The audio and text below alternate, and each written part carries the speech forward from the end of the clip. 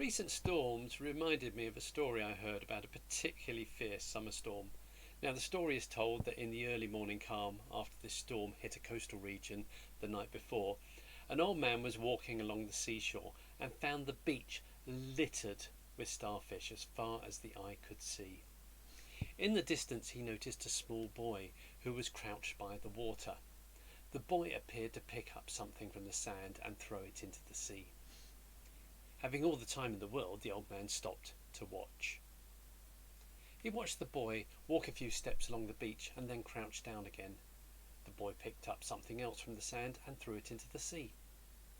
The boy moved along the coast, walking a few more steps, and repeated the action of crouching to pick something up and throw it into the sea. A few more steps along the beach, and again crouching, picking up and throwing something into the sea. And this sequence continued as the old man watched. The boy came within calling distance, so the man called out, "Good morning, what are you doing?" The young boy paused, looked up and replied, "I'm throwing starfish into the sea." The old man smiled and said, "I must ask then, why are you throwing starfish into the sea?" To this the boy replied, "The storm tide has washed them up onto the beach, and they can't return to the sea by themselves. When the sun gets up, they will die unless I throw them back into the water." The old man was silent for a few seconds. "Young man," he said, "there must be tens of thousands of starfish on this beach.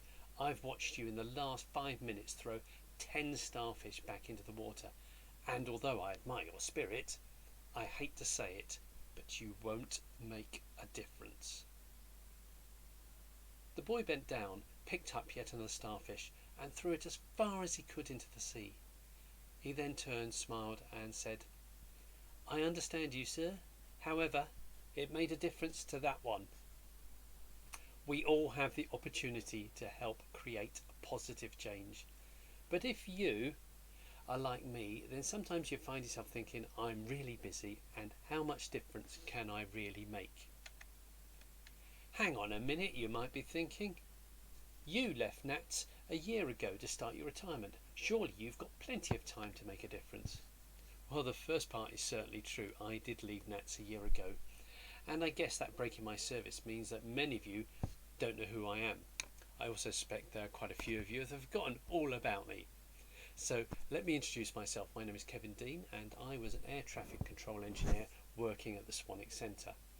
And if I'd stayed with NATS, I would now have clocked up 40 years of service with the company. But I didn't, and therefore I haven't.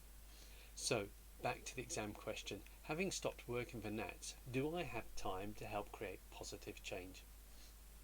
Talk to anyone who's retired and they nearly all say, "I don't know how I found the time to fit in work." And it's true, but we can all make a difference. Since leaving NATS a year ago, one of the things I have managed to set up is a recycling hub in our local church on the south coast. There we're able to recycle things that we can't recycle in our local curbside recycling bins. For example, we collect crisp packets, cheese wrappers, toothbrushes, toothpaste tubes, biscuit wrappers, cheese cracker wrappers, cake wrappers, bread bags, all these items for recycling. Some critics say that saving a crisp bag here and a toothbrush there makes no difference to the plight of the world that it's currently faced with. But when I catch myself thinking that way, it helps me to remember the story about the boy on the seashore saving some of the starfishes. You and I might not be able to change the entire world, but we can change a small part of it for the better. So here are some practical suggestions about how you can make a difference this Christmas. The wrapping of Christmas presents. When you purchase wrapping paper for your Christmas presents, why not try and purchase paper that can be recycled rather than that shiny paper that can't be recycled? Of course, if you still have some shiny paper from last year, then use it, because it's better to use it than to discard it without use. That really would be wasteful. Another approach to wrapping Christmas presents is to place the presents in those Christmas present bags, the ones that appear to accumulate, and save the bags for next year's wrapping as well. Reuse is generally considered better than recycling, and sometimes can work out cheaper in the long run. If you've purchased anything from Amazon, the packaging and the boxing is currently brown paper. Use that brown paper to wrap the presents. Now, my smart friends tell me that if you tie it up with sisal, a type of natural string, then the present becomes very fashionable. I understand that sisal is also 100% biodegradable, so that sounds like a win-win.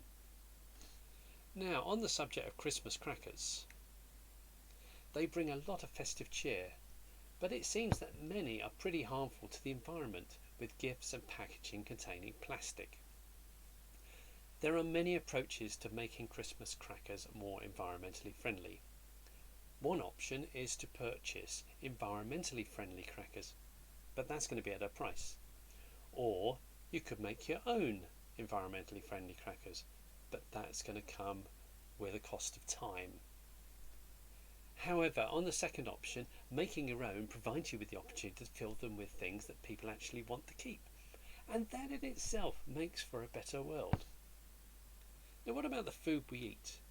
When you're buying your food for the Christmas festivities, try and consider how much waste will be generated. For example, consider the packaging. Tins can be easily recycled, paper boxes can be easily recycled, glass containers can be easily recycled. However, depending where you live, much of the plastic wrapping cannot be recycled. Or can it? As I mentioned in my local church, we're helping people to recycle crisp packets, cheese plastic wrappers, biscuit plastic wrappers, cheese cracker plastic wrappers, cake plastic wrappers, plastic bread bags. Use the internet and locate local drop-off places for unusual items to recycle.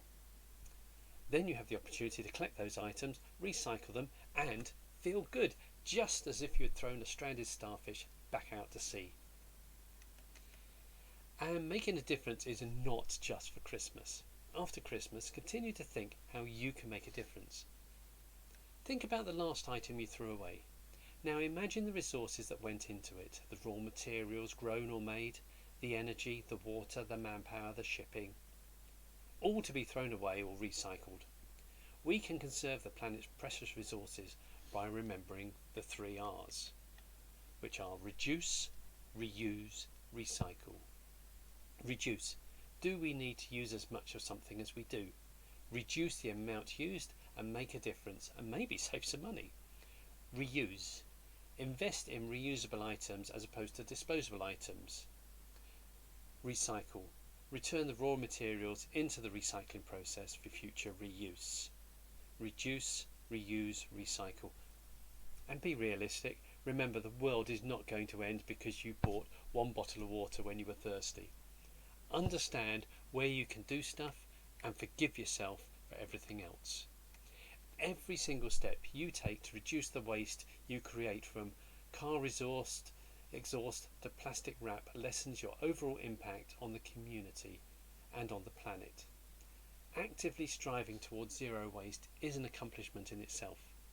The journey is the thing, making a difference, one starfish at a time. Now for our final Christmas carol, Joy to the World.